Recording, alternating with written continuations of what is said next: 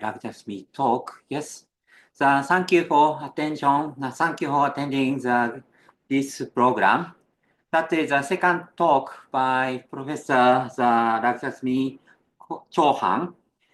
She is Associate Professor of Department of Electrical Engineering, IIT Jodhpur, and Head of the CETE.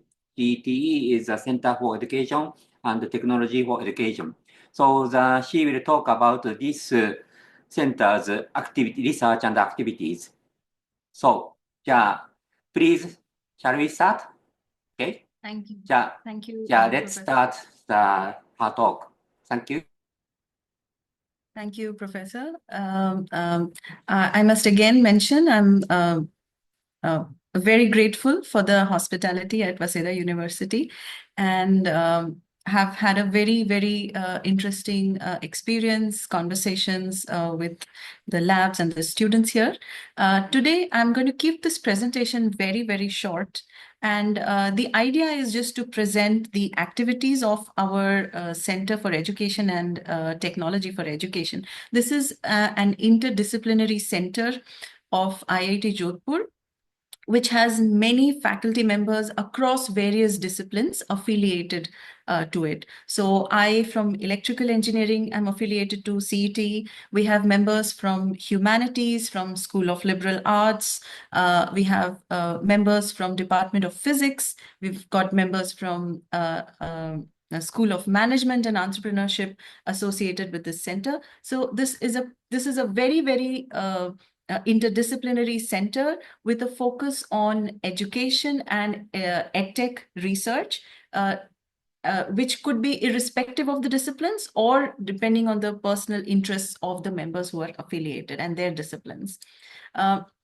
Before I go to CET, I just want to give a flavor, like an overview of the transdisciplinary framework that we have at IIT Jodhpur.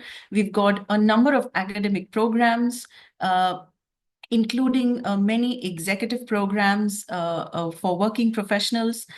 We've got many departments, which are primarily engineering and science departments. We've also got many schools, AI and data science, liberal arts, a School of Design, and then School of Management and Entrepreneurship. We have many centers, like I said. So CET is one of those centers. We also have many other emerging centers which may not have been listed here, but they are coming up with a lot of sponsorship from various agencies. We have a very interesting innovation ecosystem with an in-house incubator and a technology innovation hub. We've got some centers of excellence and a separate interdisciplinary research division, which we call IDRD, which has, other than education, some specific interdisciplinary areas like space science, quantum computing, smart health, and robotics. So if I speak about Center for Education and Technology for Education, CET, these are some of the areas in which our center is currently doing research as well as conducting activities on and off campus. So we are working on a blended learning. This could include hybrid learning, flipped learning, and various other modalities of blended learning. We are trying to test these out in our courses and also report results, analyze the performance, and then take feedback from the students. I talked about game-based learning and gamification in my presentation yesterday. And we are also exploring quite actively immersive education. And by immersive education, I am not just referring to AR and VR and extended reality in education. I'm also referring to other modalities of storytelling and immersive experience design.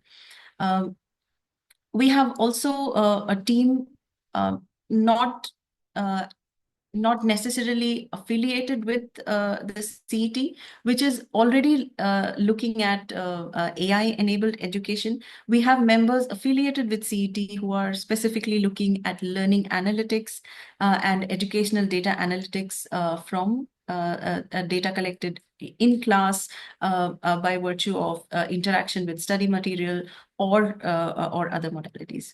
We have members who are psychologists or psychology affiliated, who are working on behavioral studies on cognitive understanding, cognitive load. We've got members from sociology working on educational policy.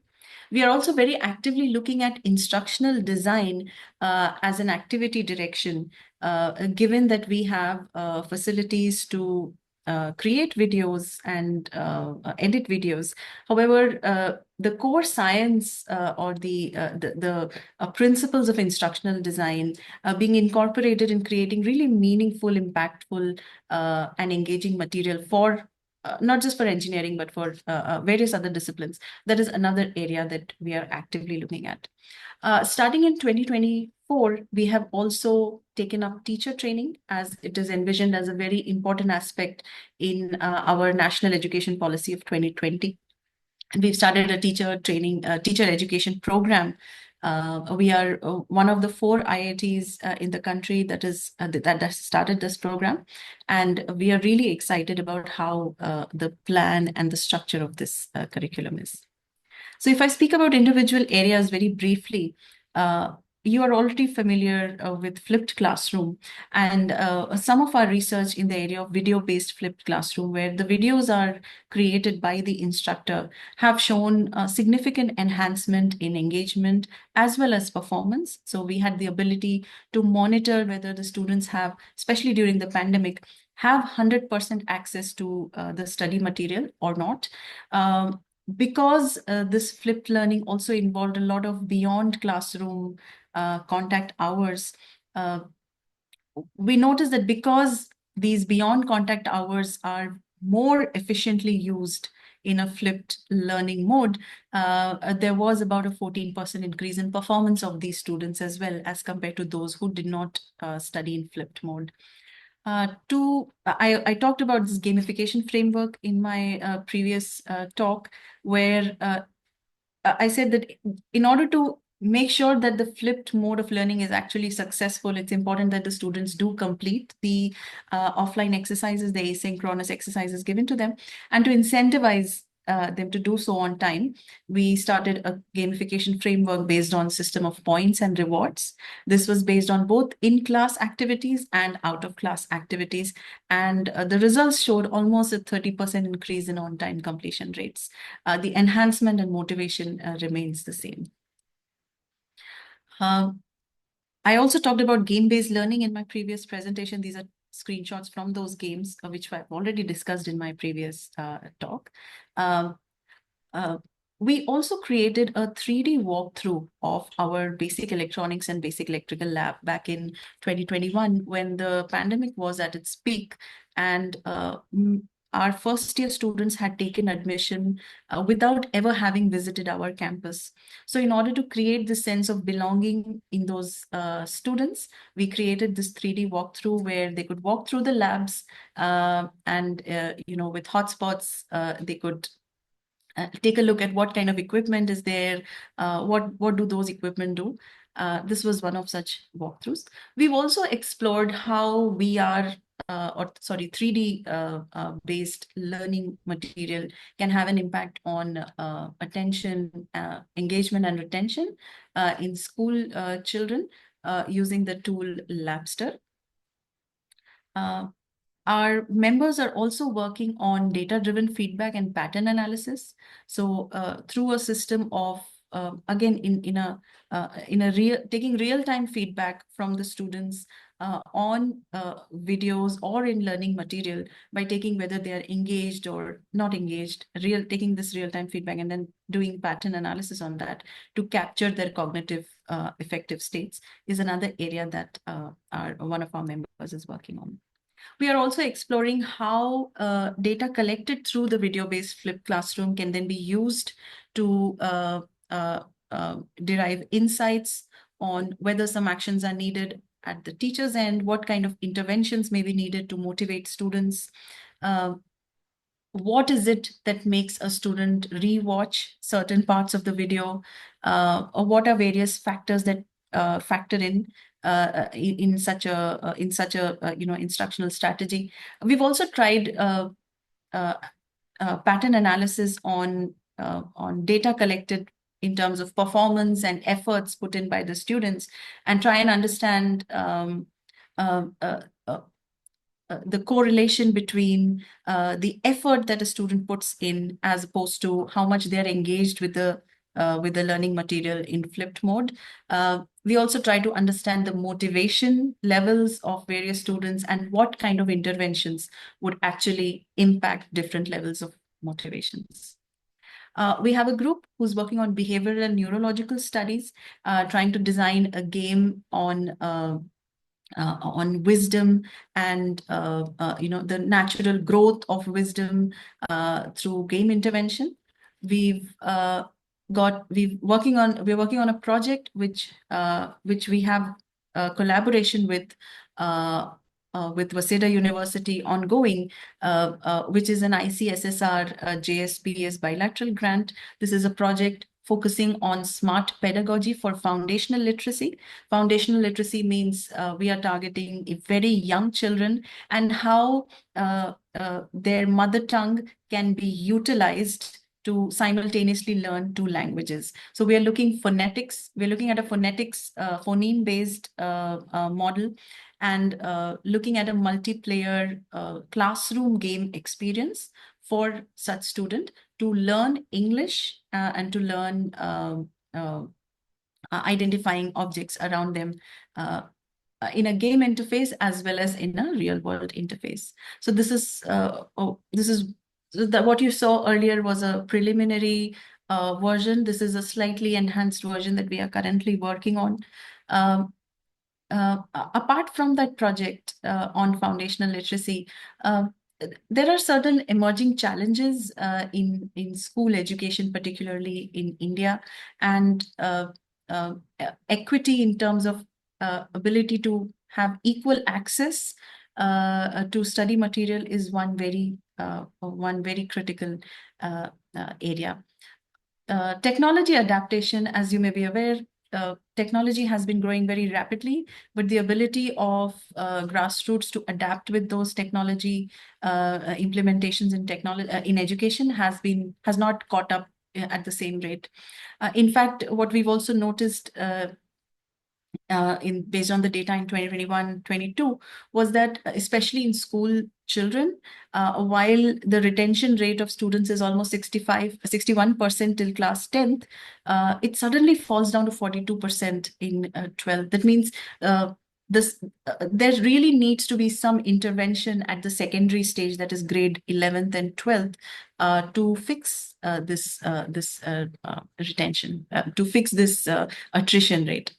Um, uh, the government of India has come up with a remarkable landmark educational reform called the National Education Policy in 2020, and this is a very multi-faceted educational policy that has come up that focuses on learning in Matrabhasha. It focuses on technology integration. It talks about integrated pedagogy. Talks about teacher education, and at IIT Jodhpur and many other aspects of education across various levels. Focus on vocational training and skill training. And at IIT Jodhpur, we have been trying to take significant steps, particularly in implementation of this NEP 2020. And some of our flagship initiatives in that direction has been, like I said before, to start an integrated teacher education program where we are designing a Jodhpur model of teacher education. Jodhpur is where our institute is located. It's IIT Jodhpur. And we are trying to derive our model from the ancient Indian system of Guru Shishya Parampara. Guru means the teacher and Shishya means the student. So the ancient principles or the ancient wisdom of Guru Shishya Parampara in adherence or in amalgamation with modern education and modern edtech is what we envision for this teacher training program. Because adequate training of teachers is one of the very fundamental ways in which overall school education can be improved in any country. assuming that the other factors, the socio-economic factors, the policy level factors, the economic factors are taken care of, the quality of education that the teachers receive is extremely critical in shaping the future of any country. So in this teacher education model, we look at different levels, different stages of skills in the curriculum. So we'll have foundational skills. So the focus is also, it's an integrated program, which means it's a BSc B.Ed program. So it's a science and education program. There'll be a lot of core focus on the core science, the science competencies, maths, physics, and chemistry, like at a bachelor's level. Along with that, there would be focus on educational interventions, pedagogical knowledge, constitutional knowledge. Also, there would be a focus on experiential learning. That means teachers need to learn what are some specific pedagogies for experiential learning and hands-on learning, and outcome-focused learning in the sense of imparting vocational as well as entrepreneurial competencies in these future teachers. Again, in adherence to national education policy, we have also had a remarkable flagship initiative called the Learn in Matribhasha initiative. So Matribhasha means mother tongue, and in India, as you may be aware, there are 22 recognized languages already included in the constitution. Other than these 22, there are hundreds of other languages and local dialects. However, these 22 languages are official languages. So the learning in Matribhasha, learning in mother tongue initiative stems from the intuitive understanding, the innate learning ability that a person has in their mother tongue. And I'm very happy to share that IIT Jodhpur became the first IIT in the country to test out a pilot of this Learn in Matribhasha program by actually giving the option to first year engineering students if they wanted to study first year courses in English or in Hindi. That means we had two separate sections. The same instructor taught both the English and the Hindi sections of the same material, maintaining a perfect sync between these two sections, same kind of assessments, same evaluations, and same study material as well. And the results of this experiment, we have just completed the first semester and the second semester has just started. The results have been truly phenomenal. The feedback from the students, especially since the objective of this initiative was to ensure that the small percentage, it's not a very small percent, actually, it's almost 10%, 10 to 15% of students who actually come in from pure vernacular mediums into the BTech program and have to then have this drastic transition of suddenly starting to learn in the English medium when they have studied till grade 12th in Hindi. To just ease this transition for these students, this initiative was started. But what's an interesting observation here was that while nearly half of the students who signed up for this Hindi section were actually from Hindi medium backgrounds, the remaining half of the students who signed up for this Hindi section they actually had studied till their 12th standard in English. However, their mother tongue being Hindi, sorry, made them choose this particular section because they believe that they do not have to, while they are familiar and they are comfortable in English, they do not think it is the lag that comes, the cognitive lag that comes in translating something in another language while learning would not be there in the Hindi section. So it was quite interesting to note that half of these students actually took up this section purely for the joy of learning in their mother tongue. We plan to continue taking this initiative forward and spreading it with the rest of the country, but I thought it will be worthwhile sharing it on this platform here. In terms of facilities, we have a very state-of-the-art e-learning studio, which has just come up, and we are recording, we have just started recording material there. We have a multimedia content developer as well. Other activities of our center include these services in terms of conducting workshops, blended learning workshops. We've conducted several over the last few years. We conduct faculty development programs to initiate faculty members into using various digital learning tools. And we have also this year started, last year started the teacher training program, where we invite members from schools, teachers from schools, and then conduct a similar faculty development program based on their needs. Our team was also responsible for setting up the hybrid classrooms across, at least testing out the hybrid classrooms across the campus post-pandemic. Bilingual engineering education is another initiative that we are actively participating in the institute. And we are also looking to collaborate with other departments, focusing on instructional design and converting their really valuable learning material into MOOCs and other e-learning content. Here are some of the awards that our team has won. Our work has also been in national media in India. We've had visitors. We've been very happy to have welcomed Professor Matsumaru and student Tatsuya in our campus the past year. And we look forward to having Professor Matsumaru and Professor Hashimoto on our campus very soon. At this point, I would like to close this session saying that having presented these activities, I'm aware that you all work in the area of robotics or in the area of pattern recognition, but you are aware that all these engineering areas have a very, very direct application to educational research. And a lot of it, and based on my interaction today as well with other students, it is quite clear that most of the work has a very direct application in education. So in case you are interested and would like to explore this further, we invite your collaboration. If you would like to share this with some colleagues or friends who you think would be interested in this area, please go ahead and share that. And with that, I'll thank you for your attention. And if you have any questions or suggestions, I welcome them. Thank you. Thank you so much. Thank you.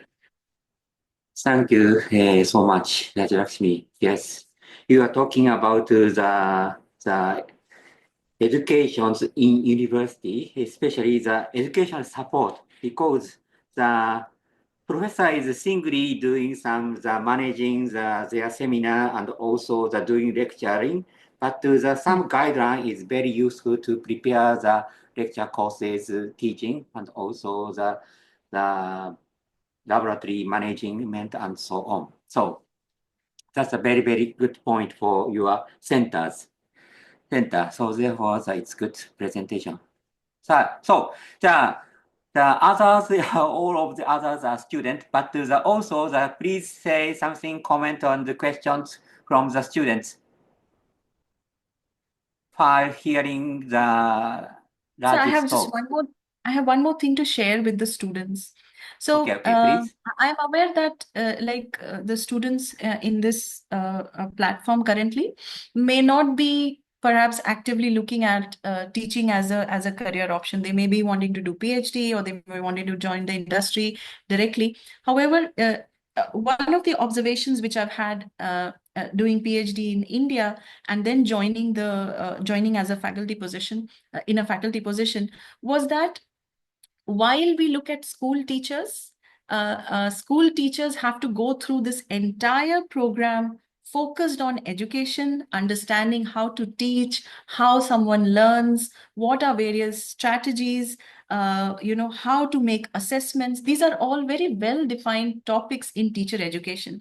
However, when we speak of engineering education, most of the universities do not have any pedagogical courses to support PhD students. For example, I did not know about the concept of, say, Bloom's taxonomy. Bloom's taxonomy is a hierarchical structure where where there are multiple layers of order of thinkings, and you have action verbs associated with each of these layers, and such a taxonomy can help you when you are creating learning objectives for your course or for your lesson, or you're creating assessment for your lessons.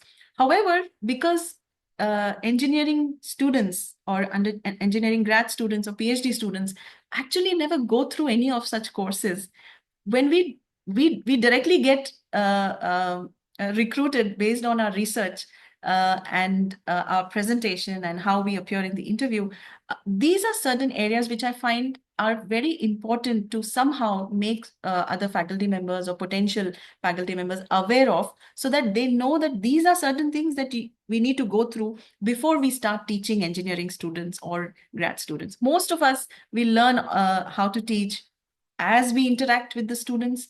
By the second semester of our job, we know, okay, this is how it should be done. But there are already courses and short programs. And I think engineering faculty members can largely benefit from such things in their postgrad and their doctoral research time. Thank you. Good comment, suggestions. Yes, because we don't have any courses for teaching way or some the managing way or supervising way or something. But we are doing only based on our experience, own Right. experience to study, to learn, and to get the PhD or something. So therefore, it is. Good or not, I don't know exactly, but only based on my experience, I will do like this. Yes. So the student has some questions, something. For example, the Hisin is a doctoral course student, and then after finishing it, you may want to have the academic position, maybe. So therefore, you have so many questions about it.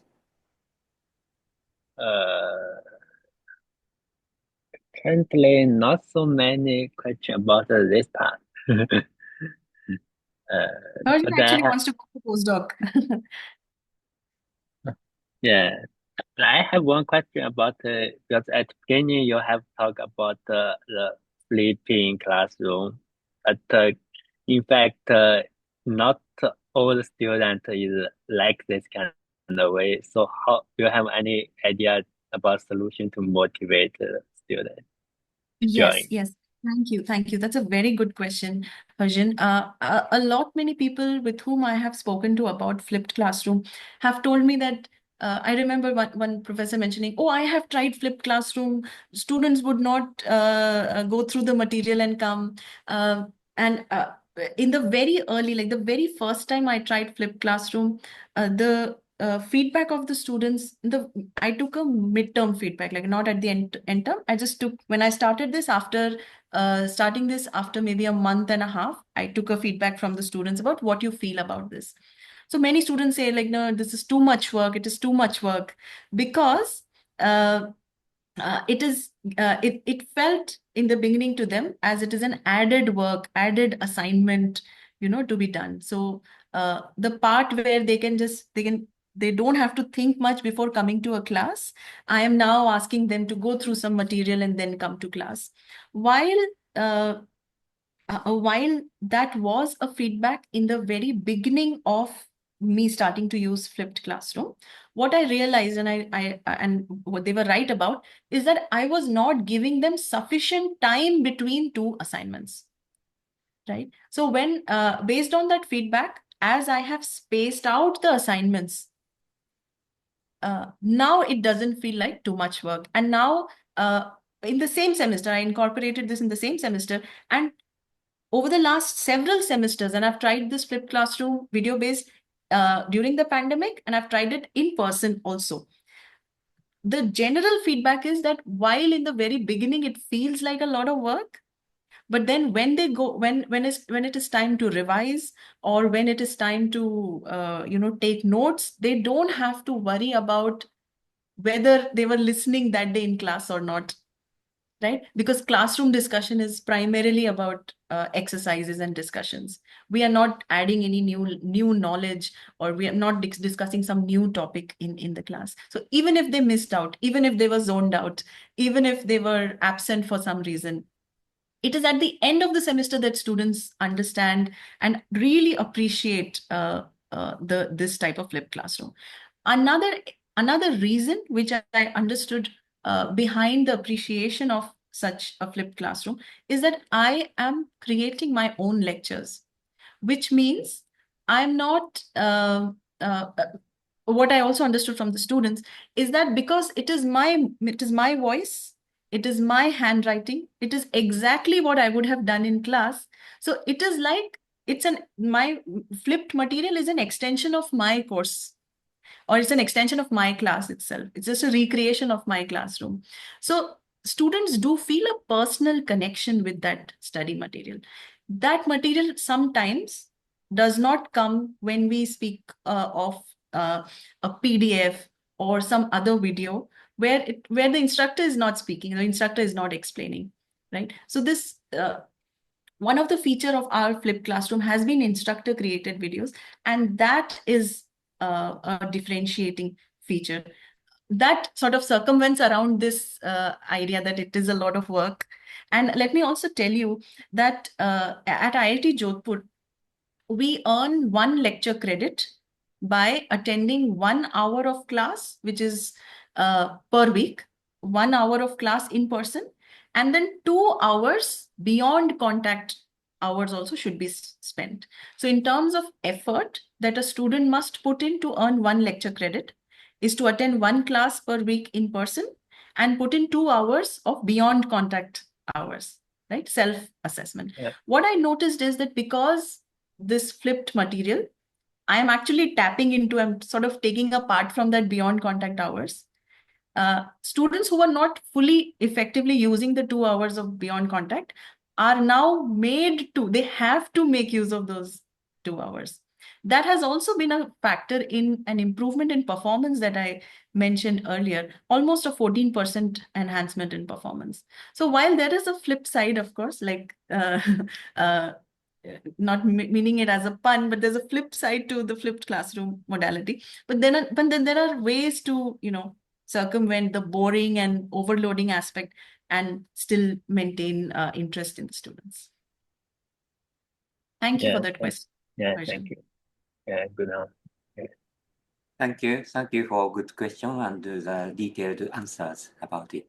Yes, thank you. Yeah, how about Pen Chen? Pen Chen also wants to hear something about it, teaching. Yes, thank you very much, Professor. Thank you for your talk. And I have a question about the Learn in Mother Tongue program. As I remember you mentioned that the instructor will teach both in English and Hindi. Yes, yes. And I'm just wondering how about their opinion about this kind of teaching, if they think is if they face some additional workload, or how do you think how they think about the difficulty of this kind of teaching, if the difficulty is similar to the student they face. I just wondering if there are some survey about the instructor's opinion. Yes. Yes, thank you. That's a wonderful question, Peng Ching. So just before I came to Waseda University, just a few days before this, we had this really comprehensive meeting of all the first year instructors sharing their experiences of what they went through, the challenges that they went through. And because now the second semester has just started with the same modality, what is some sort of knowledge transfer they can do for these new instructors so that they don't have to face through the same challenges. So one of the primary challenges, and you rightly said, is workload, because it is the same subject where a faculty member would have to be involved for 3 hours, now has to be involved for 6 hours. It's just double the workload.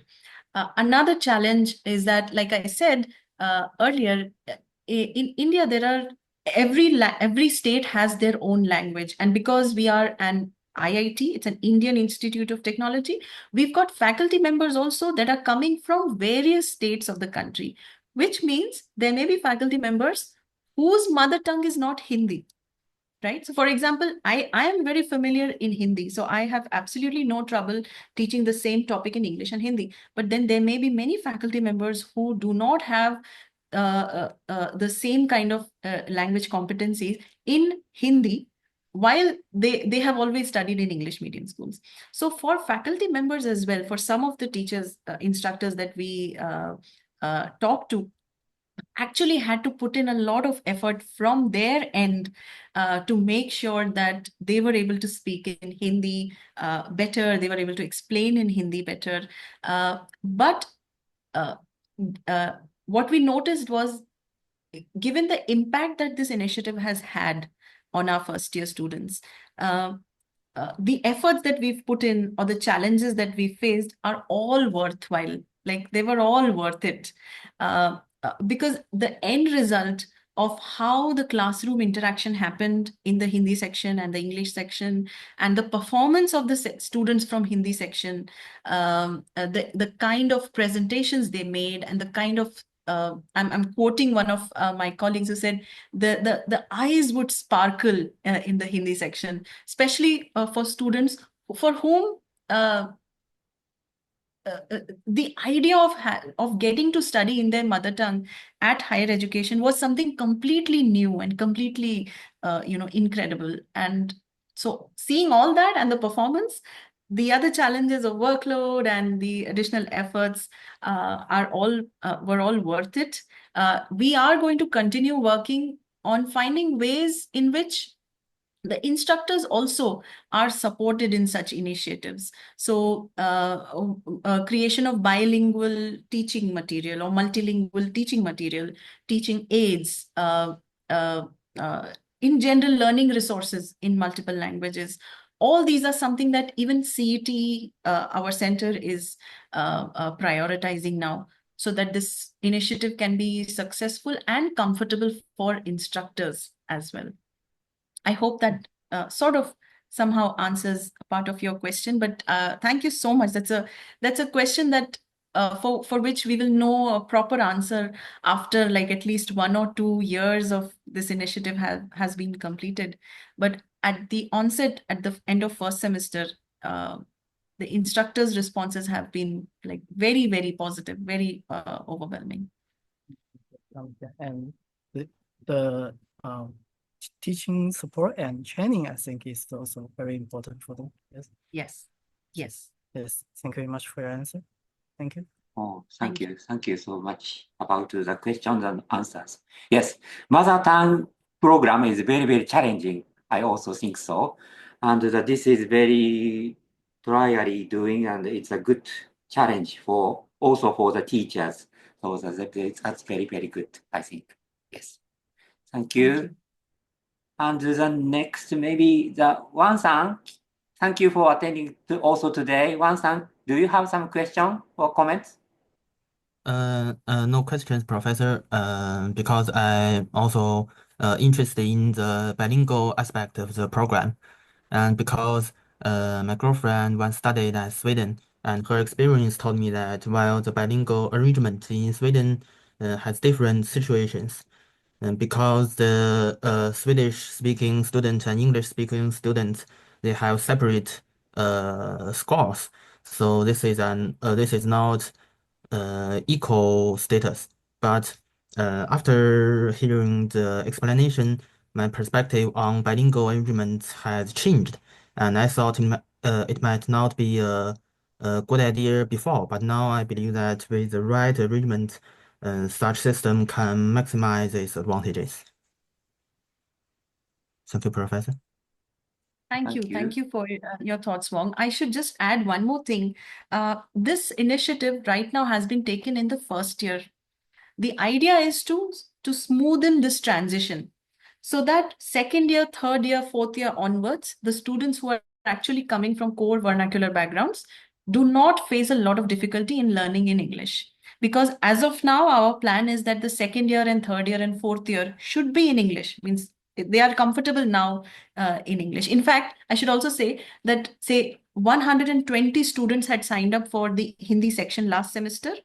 But at the end of their first semester, half of them feel comfortable now that they are able to switch to the English section. They don't feel like there is this gap. So that bridge, almost half of that bridge has already been made by these students. The second thing I should add to your point is that and that is something that our director, Professor Agrawal, has been very very emphatic about, is that to ensure that the quality of instruction in both the sections is absolutely the same. It should be identical. Otherwise, it will not be the same learning experience for both these sections, right? The important thing is that the same instructor teaches both the sections, so that the teaching strategy, the style, the content, and the knowledge and the way they interact with the students is same in both the sections. So the experience of both these sections should be the same, to make sure that the learning quality, the learning experience is the same. If that is not the same, and if there's one instructor teaching the Hindi section and the other instructor teaching the English section, it is extremely challenging to maintain that thing. And then what we are trying to do is to bridge the gap between knowledge. But if there are different instructors teaching, this gap may even widen, right? So it is counterintuitive, counterproductive in that sense. So having the same instructor teach in both mediums is extremely important. It's a very important feature of our initiative as well. Thank you, Wong, for Very thank you, Professor. Thank you. Yes. Yes, bilingual two language courses. Unfortunately, the Waseda is also similar to the Sweden, maybe.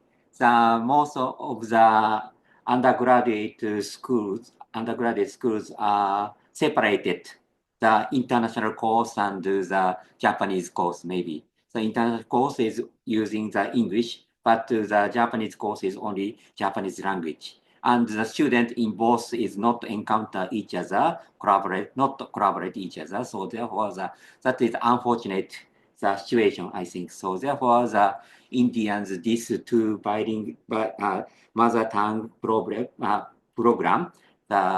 only for the first year is a very, very good challenges, I think. Thank you. Thank you, Professor. Yes, finally, Nisa, you are remaining. So therefore, Nisa, can you hear? Can you say something about? Yeah, first, thank you for your explanation. It's really interesting me. Actually, I want to ask a clarification question. So, do all students in India up to 12th grade use English for their textbook and classroom teaching? Because you mentioned that for the undergraduate student in the first year, you want to lessen the gap between the knowledge from switching from into the English in the later years. So I want to know that first, actually. Okay, so in India, there are various. There is a central board of education, and then there are various state level boards of education.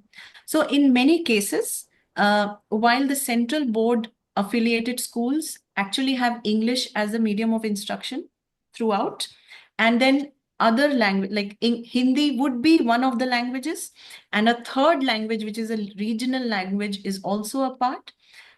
However, these are one type of schools, but then there also maybe other type of schools where the medium of instruction is only Hindi, or say only the regional language, where this 3-language model hasn't been implemented. So English, Hindi, and a regional language. This is a 3-language model, which also the NEP 2020 talks about. However, at present, not all schools would have the complete instruction in Hindi, or in English, sorry. So there would be about students who are coming into our institute. There are about 85% of students who've actually studied till class 12th in English.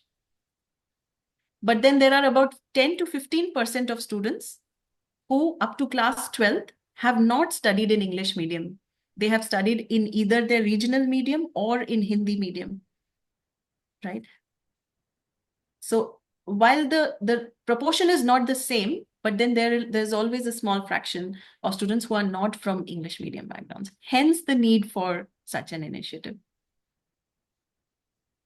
Oh, okay, now I understand because if I can share something, yeah, in Indonesia actually in my university. So in Indonesia actually we are like refers to in India, so 85% in Indonesia, but 10 to 15% school use in English. But actually, the students right now are more comfortable taking courses in English. That is why the international program in Indonesia is full of Indonesian because they are not comfortable, yeah, learning in Indonesia. So that is why I found this case of India is interesting. It's really yeah a new knowledge for me. Yeah.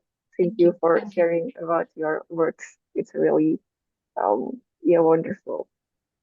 Thank you. Thank you, Nisa. Thank you, Lisa. Professor, I should also Hi. add, we did a performance analysis of the performance of these students. Okay. Of the two sections, and what we found was, in general, like we ran the t-test and other statistical tests, we found that in terms of performance, the performance of both these sections, English section and Hindi section, was very comparable. Even in terms of the distribution of grades, it was similar. There was no statistical difference between the performance of this section or that section.